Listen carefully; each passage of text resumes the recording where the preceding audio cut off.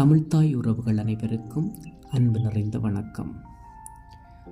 ஜனநாத மங்கலம் என போற்றி புகழப்படும் புலனறுவை மாவட்டத்தின் மன்னனூர் என அறியப்பட்ட மன்னம்பட்டி கிராமத்தின் சிறந்த வரலாற்று ஆய்வாளரும் சிறந்த புகைப்பட கலைஞருமான தம்பி பிரவீன் நகுலேஸ்வரன் அவர்கள் தூக்கணாம் குருவிகள் பற்றிய ஆய்வினை மேற்கொண்டு அவற்றினை ரசனையோடு ரசித்து அவற்றின் செயற்பாடுகளை பற்றியும் அவற்றின் தொழிற்பாடுகள் பற்றியும் தூக்கணாம் குருவிகளின் தீர்க்க தரிசனம் என்ற பதிவினை முகப்புத்தகத்தினூடாக பதிவேற்றியிருந்தார். அந்த பதிவினை நான் இன்று ஒரு காணொளியாக உங்களுக்காக கொண்டு வந்திருக்கின்றேன். தூக்கணாம் குருவிகளின் தீர்க்க தரிசனம். வெள்ளப்பெருக்கு போன்ற அனர்த்தங்களை முன்கூட்டியே கணிப்பிட வல்லவர்கள் இந்த சின்னஞ்சிறிய தூக்கணாம் குருவிகள். கடந்த நாட்களில் ஒரு பதிவு பதிந்திருந்தேன், தூக்கணாம் குருவிகளை இந்த நாட்களில் அதிகம் ஆராய்கின்றேன் என்று. அதில் என் கணிப்பும் சரியானது.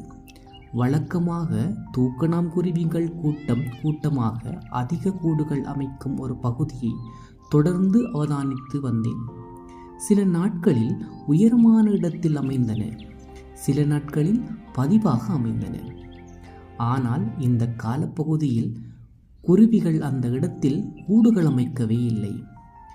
பாரிய வெள்ளம் வரும் என்ற கணிப்பிலே அவர்கள் அதனை தவித்திருக்கின்றார்கள் என்று நினைக்கின்றேன். இந்த வெள்ளத்தால் அந்த கூடுகள் அமைக்கும் பகுதிகள் அனைத்துமே நீரில் மூழ்கின. அந்த இடத்தில் ஒரு கூடு கூட இருக்கவில்லை.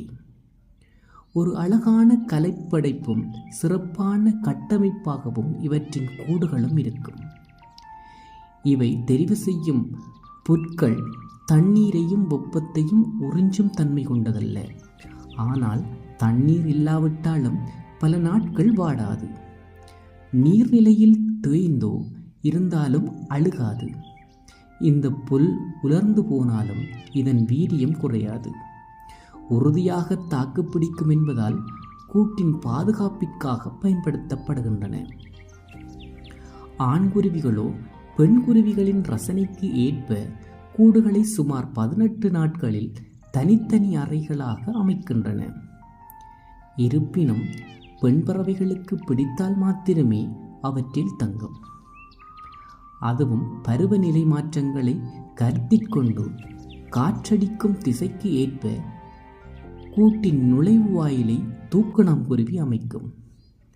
கூடு கட்டும் பொருட்களை சேகரிப்பதற்காக இந்த தூக்கணாம் குருவிகள் சுமார் 500 முறை பறந்து செல்கின்றன. கூட்டை கட்ட சுமார் 4000த்திற்கும் மேற்பட்ட பதர்களையும் மற்றவைகளையும் சேகரிக்கின்றன. குருவிகளால் கைவிடப்பட்ட சில கூடுகளை சேகரித்தேன். அவற்றினுள்ளே 2 அறைகள், சிலவற்றில் 3 அறைகள் கூட இருந்தன. சில கூடுகளை வெட்டியும் பார்த்தேன். அதில் இன்னும் ஒரு அதிசயம் என்னவெனில், கூட்டின் உள் சுவரில் களிமண் சில இடங்களில் பூசப்பட்டிருந்தன. அதற்கான காரணம் கேட்டால் வியப்பாக இருக்கும். இரவில் அவர்களின் கூடு ஒளிர வேண்டும் என மின்மினி பூச்சிகளை பிடித்து அந்த களிமண்ணில் ஒட்டி விடுகின்றன. இதனால் அவர்களின் அறை அழகாய் ஒளிர்கின்றது. மேலும் இந்த களிமண்ணை குருவிகள் பயன்படுத்த இன்னும் ஒரு காரணம் இருந்தது. காற்று வீசினாலும் கூட நிலையாய் இருக்க இது ஒரு பாரமாகவும் பயன்படுத்தப்பட்டது. புவியீர்ப்பு மையம் சரியாக இருக்கவே இது. பெரும்பாலும் கீழே நீர் இருக்கும்படியும் மரத்தின் நுனி கிளைகளில் இவை கூடுகளை அமைத்திருக்கின்றன. காரணம், குரங்குகளாலும் வேறு விலங்குகளாலும் கூட்டுக்கு சேதம் ஏற்படக்கூடாது என்பதற்காகவே. அதிசயமான ஒரு தீர்க்கதரிசி இந்த பறவைகள். தூக்கணாம் குருவிகளை பின்தொடர்ந்தாலே வெள்ள அனர்த்தத்தில் இருந்து பாதிப்பை நாம் தவிர்த்து விடலாம் போல. இவ்வாறு சிறப்பான ஒரு தூக்கணாம் குருவியினை பற்றிய தகவல்களை எமக்காக வழங்கியிருந்த தம்பி பிரவீன் நகுலேஸ்வரன் அவர்களுக்கு எனது மனமார்ந்த நன்றிகளை தெரிவித்து விடைபெறுகின்றேன். நன்றி.